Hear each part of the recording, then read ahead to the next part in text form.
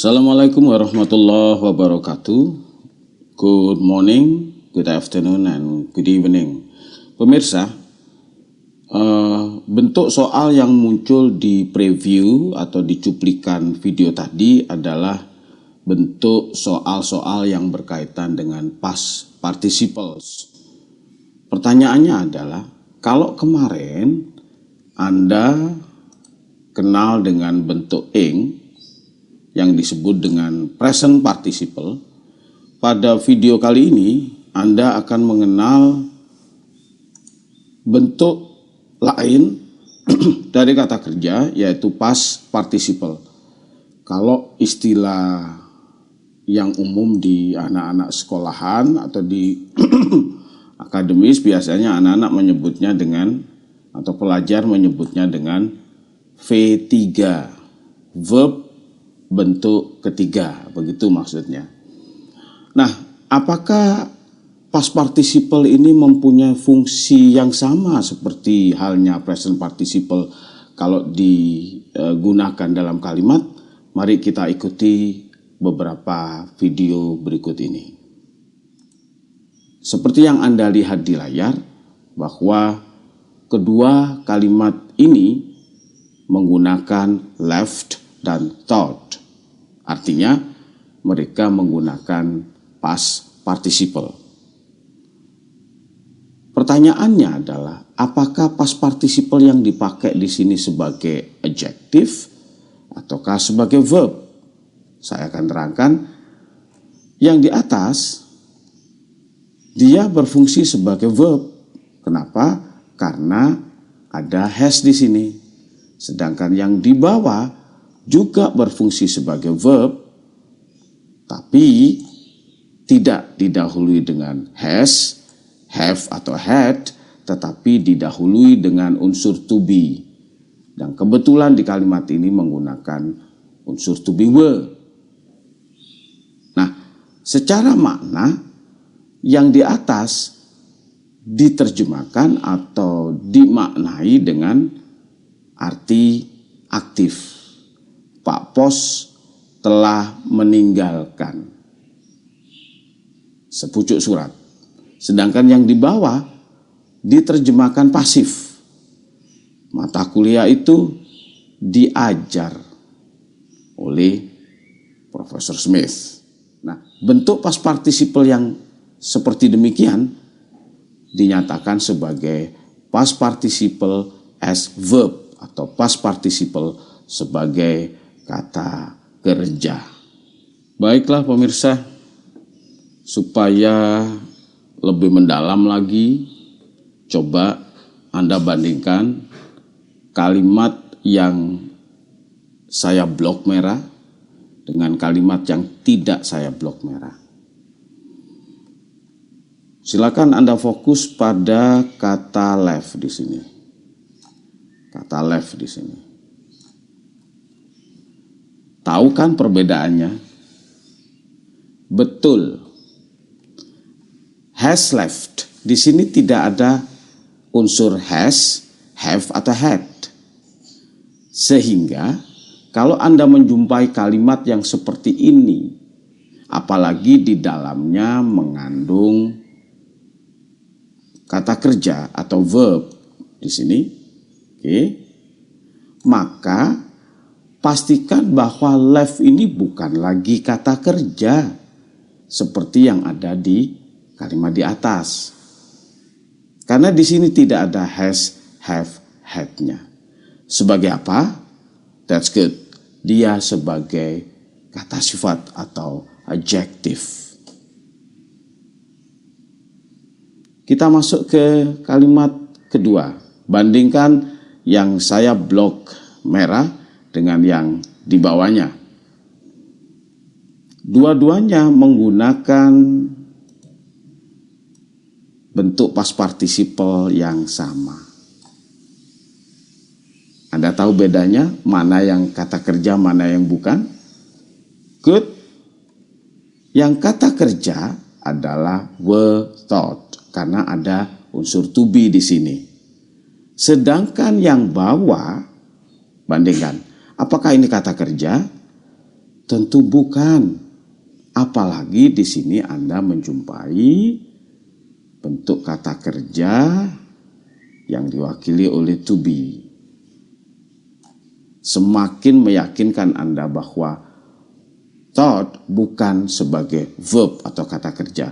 Karena dalam satu kalimat tidak boleh ada dua kata kerja. Ulang, dalam satu kalimat harus ada satu subjek dan harus ada satu kata kerja. Sehingga thought di sini bukan sebagai kata kerja tapi sebagai adjective. Well, pemirsa calon peserta TOEFL, mari kita aplikasikan apa yang kita dapat di video tadi untuk mengerjakan soal analisa kesalahan bahasa Inggris atau error analysis atau error recognition. Well, pemirsa, ada satu kalimat yang Anda harus analisa ini. Nah, menurut analisa Anda, kira-kira kalimat ini benar ataukah salah? Mari kita cek sama-sama. Sama seperti di skill sebelumnya, skill 1, 2, 3, 4, 1, 2, 3, kita sekarang skill 4. Kita diminta untuk mencari subjek. Adakah subjek? Ada di sini. Adakah verb? Kita curigai ini verb. Namanya curiga. Oke. Ada juga verb juga. Kita curigai ini verb juga. Nah, pertanyaannya, bolehkah dalam satu kalimat kita menggunakan dua verb? Tentunya tidak. Maka harus ada satu saja verb. Mana yang termasuk verb? Tentunya adalah yang should. Sedangkan ini adalah past participle. Karena tidak mengandung unsur has, have, had, dan unsur to be. Baiklah, kita langsung lanjut analisa kalimat yang kedua, pemirsa. Bagaimana kalimat ini? Correct atau incorrect? Alhamdulillah. Oke, good. Anda sudah selangkah lebih maju kalau Anda menyebut bahwa kalimat ini incorrect. Tapi kita lihat dulu kenapa kok incorrect. Itu yang penting. Sama seperti yang sudah-sudah, kita analisa adakah subjek di sana. Tentunya Anda sudah menemukan the three.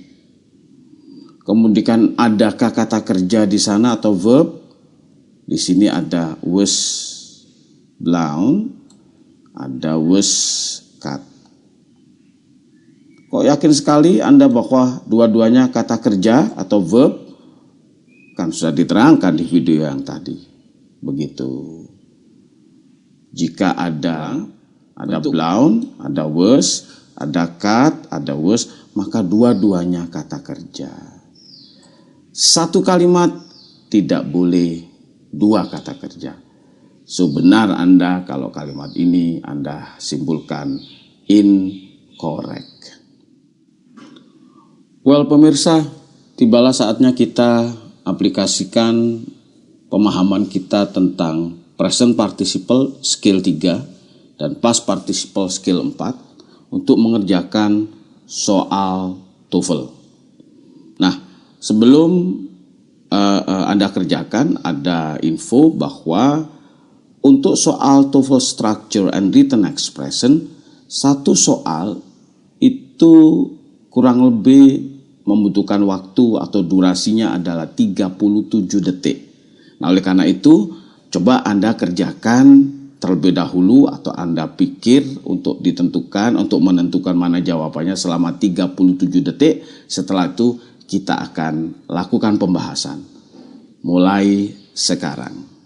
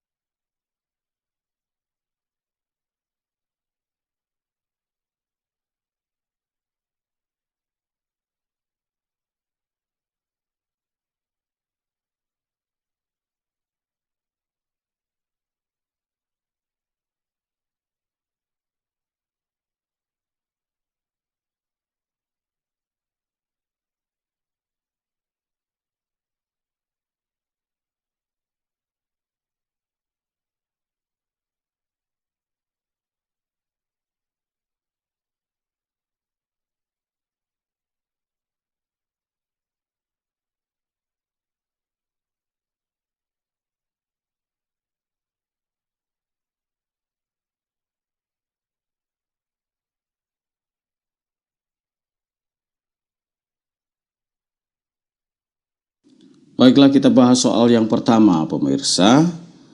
Oke, sama seperti yang sudah-sudah, kita cari dulu mana subjeknya, mana verbnya di pertanyaan. Baik, good. Anda sudah menemukan ini adalah kata kerja. Dan setelah appear, adakah kata kerja yang lain? Kita tidak menemukan. Sehingga yang jadi masalah atau yang kita analisa lebih dalam lagi adalah subjeknya. Oke, kita sudah sepakat di skill 1 bahwa subjek itu adalah noun atau pronoun. Oke. Nah, sekarang kita analisa opsi A atau pilihan A. Sudah ada appear, tidak boleh ada are. B, sudah ada appear, sudah ada kata kerja. Jangan sampai menggunakan kata kerja lagi have dalam hal ini. Sudah ada kata kerja, jangan menggunakan are. Maksud saya sudah ada kata appear di soal. Nah, begitu tadi toh. Sudah ada kata kerja appear, jangan menggunakan kata kerja lagi di sini. Bagaimana dengan C? Dengan yang C itu maksudnya mau dijadikan sebagai kata benda, plant, flowers. Tapi penempatan atau posisi non phrase ini kurang bisa dibenarkan. Kenapa? Kalau yang dimaksud adalah tanaman, flower sebagai bunga, sebagai adjektifnya seharusnya flowering plant. Flowering bisa sebagai kata sifat, sedangkan plant bisa sebagai kata benda. Maka yang benar adalah yang Anda sudah tahu tentunya, yang D. Jadi sekali lagi, A mengandung kata kerja, B mengandung kata kerja, C bukan susunan frase benda yang benar, sedangkan yang D di sini sudah ada kata sifat, dalam hal ini flowering, dan bendanya adalah plants. The first flowering plant pas sebagai subjek, appear sebagai verb. Itu analisa soal pertama. Pembahasan soal kedua. Well, kita cari subjek dulu di soal ini. Betul, subjeknya adalah the earliest medicines. Setelah blank, from sampai titik, adakah kata kerja? Tentunya tidak ada. From plants, object preposition, skill kedua Anda gunakan of various sorts. Ini adalah object preposition, skill kedua juga Anda gunakan. So, lengkap sudah, kita tidak menjumpai kata kerja, tapi hanya object preposition. Oleh karena itu, silakan Anda mencari di pilihan A, B, C, D, mana yang merupakan kata kerja. Obtaining, no, tidak ada unsur to be. They obtained, benar obtainnya kata kerja, tapi they tidak boleh kita gunakan karena sudah ada the earliest medicines. Bagaimana dengan C? Betul, were obtained adalah kata kerja. Past participle bisa sebagai kata kerja manakala ada unsur to be. Seperti itu yang saya terangkan di atas. Sedangkan D sama kasusnya seperti B, sudah ada subjeknya, were obtained ini boleh dikatakan sebagai kata kerja, tapi no. Satu kalimat hanya boleh satu kata kerja. Bagaimana dengan soal yang lain? Karena lengkapnya soal ini adalah 10 soal latihan TOEFL. Kita akan lanjutkan di video yang akan datang lengkap dengan 10 latihan soal khusus untuk present participle dan past participle. Thank you. Jangan lupa share, like, komen supaya saya tambah semangat lagi melanjutkan video-video berikutnya. Assalamualaikum. See you.